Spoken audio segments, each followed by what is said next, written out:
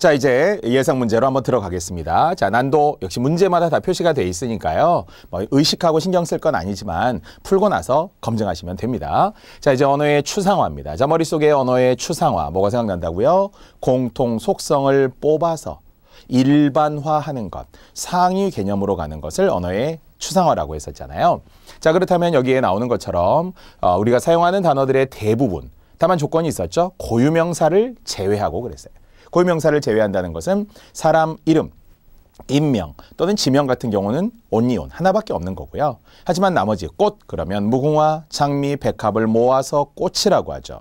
학생, 그러면 초등학생, 중학생, 고등학생, 대학생 모아서도 다 우리는 학생 이렇게 밑에서 위로 끌어올리는 느낌, 뽑을 추라는 느낌으로 가시면 제일 좋은데요.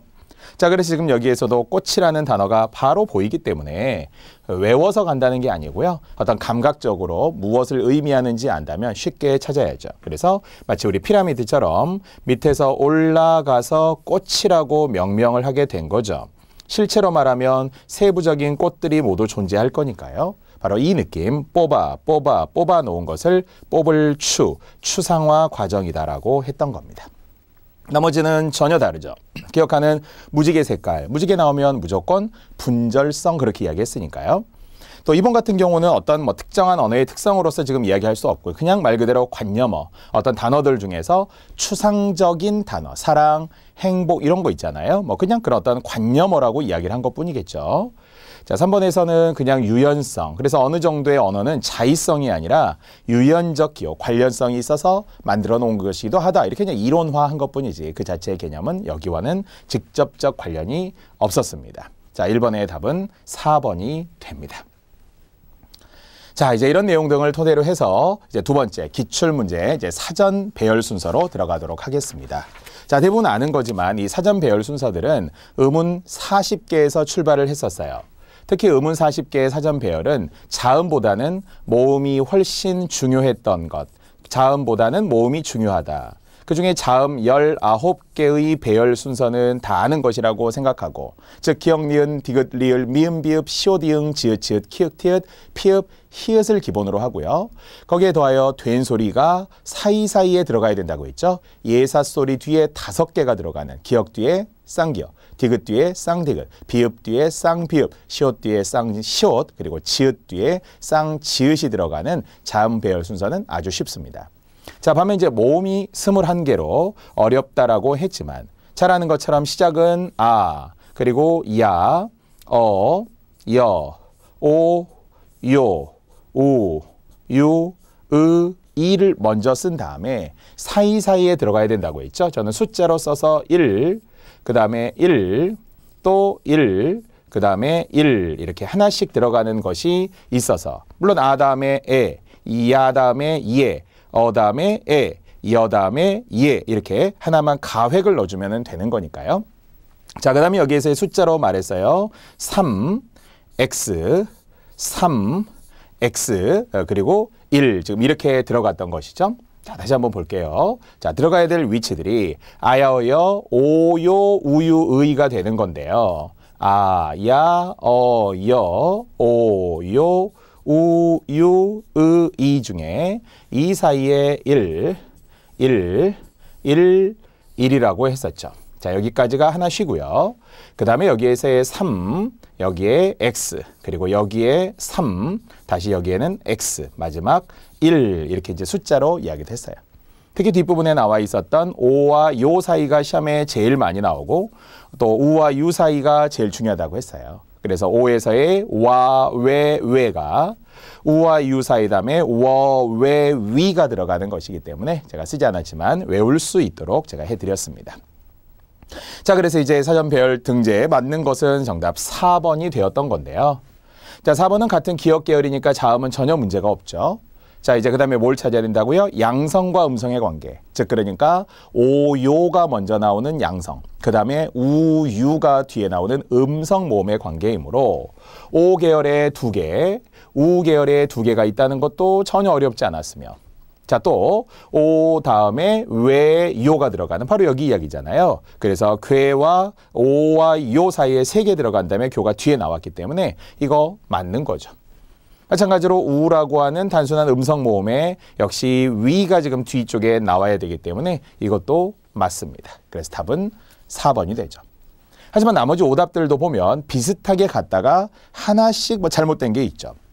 예를 들어 두다 다음에 뒤뜰과 뒤켠, 그중에 뒤뜰의 쌍디귿이 먼저고 키읔은 뒤에 나와야죠. 그래서 오답은 얘가 바뀌었다는 거예요. 이렇게 나머지는 쌍디귿은 뒤에 있으니까 맞는 거죠.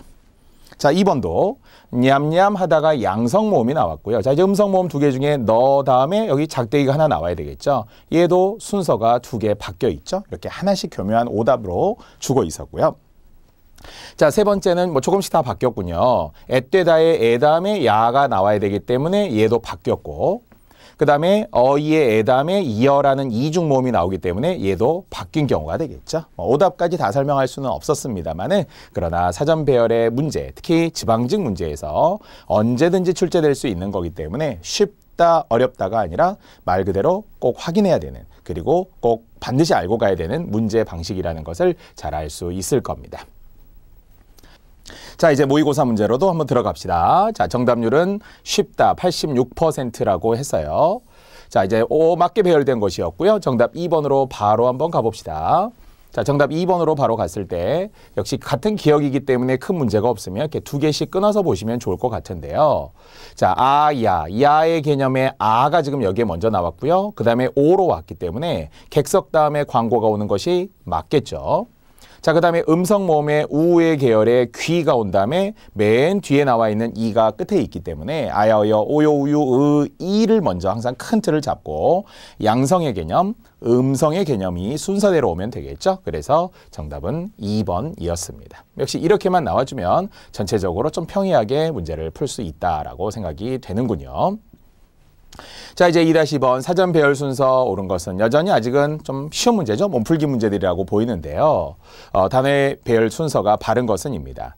자, 우선 자음을 보면 모두 히읗 계열이기 때문에 한 계열이라는 걸 알 수 있다면 그 다음은 모음이라는 이야기죠. 자, 이제 모음 순서들을 확인하고 정답 2번을 먼저 주는데요.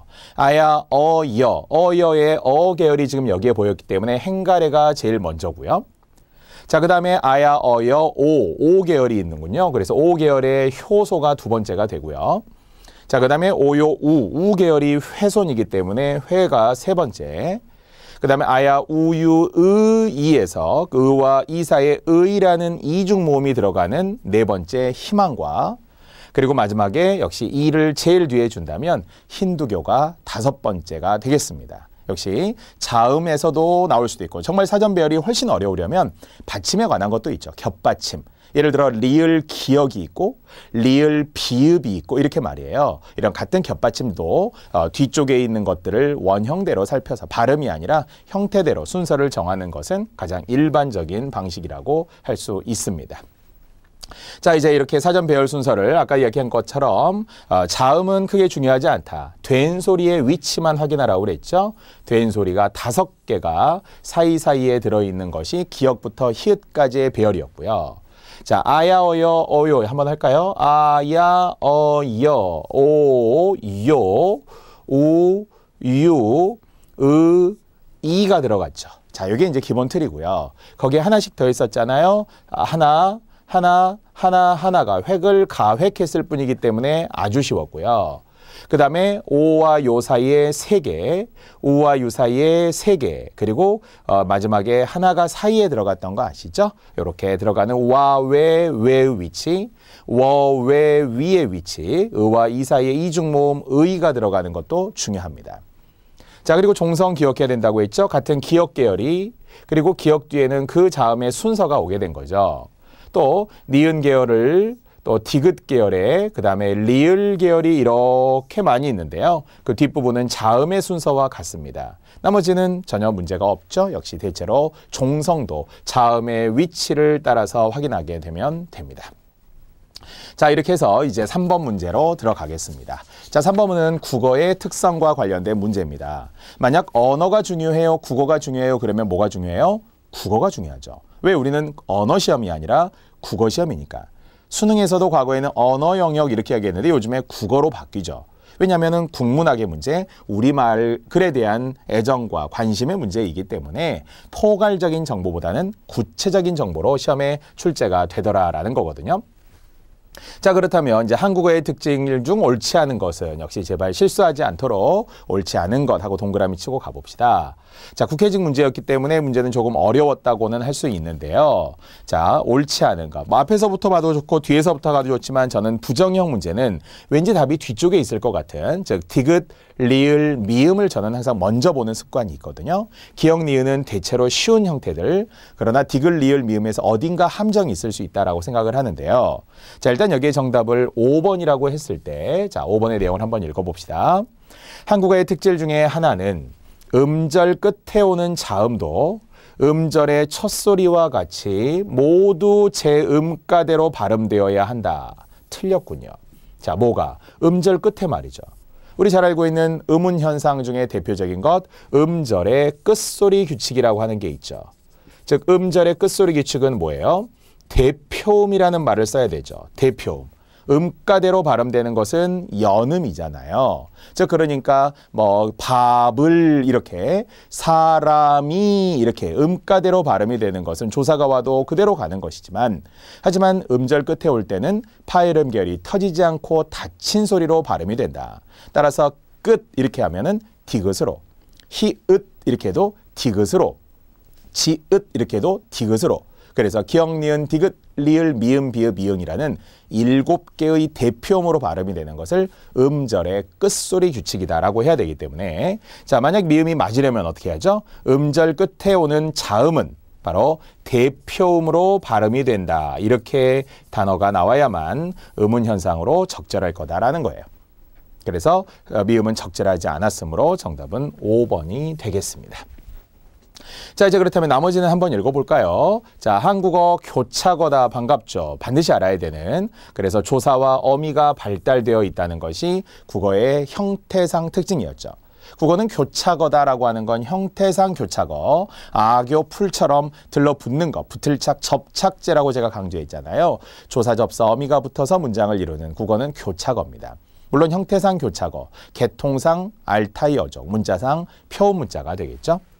자, 국어는 이건 굉장히 보편적이죠. 상관계를 중시했던 사회구조, 산업공상의 신분제도 맞죠. 그래서 높임법이 발달된 것도 맞겠죠. 그와 관련된 인과관계도 전혀 문제가 없으니까요. 또 한국어는 서술어가 문장 끝에 온다. 당연하고요. 그러니 끝까지 들어야 하는 것도 상식적이죠. 주어, 목적어, 서술어의 어순은 국어. 그러나 영어는 반대로 주어, 서술어, 목적어의 어순이기 때문에 장단점이 바뀌어요. 우리의 장점은 청자의 집중력이 높다. 끝까지 들어보아야 한다. 하지만 단점은 문장이 길어지면서 비문의 우려가 있다. 영어의 장점은 반대니까요. 주제가, 서술어가 먼저 나오기 때문에 명료할 수 있어요. 간결할 수도 있어요. 하지만 그런 반면 청자의 집중력이 좀 떨어질 수도 있겠죠. 자, 또 리을에서도 어두의 자음이 오는 것을 피한다. 그럼요. 국어는 첫머리에 특정 자음, 그중에 니은이나 리을과 같은 것이 한자어에서 올 수 없는 것, 그것을 두음 법칙이라고 하죠. 특정 자음이죠. 무조건 못 온다는 건 아니기 때문에 특정 자음이 말 첫머리에, 물론 이제 고전을 기준으로 하더라도 15세기에는 어두 자음군이라고 해서 첫 소리의 자음이 2개 이상도 올 수 있었다면 지금은 올 수 없는 것. 여기서는 주로 이제 두음 법칙과 관련된 규정으로 설명할 수 있습니다.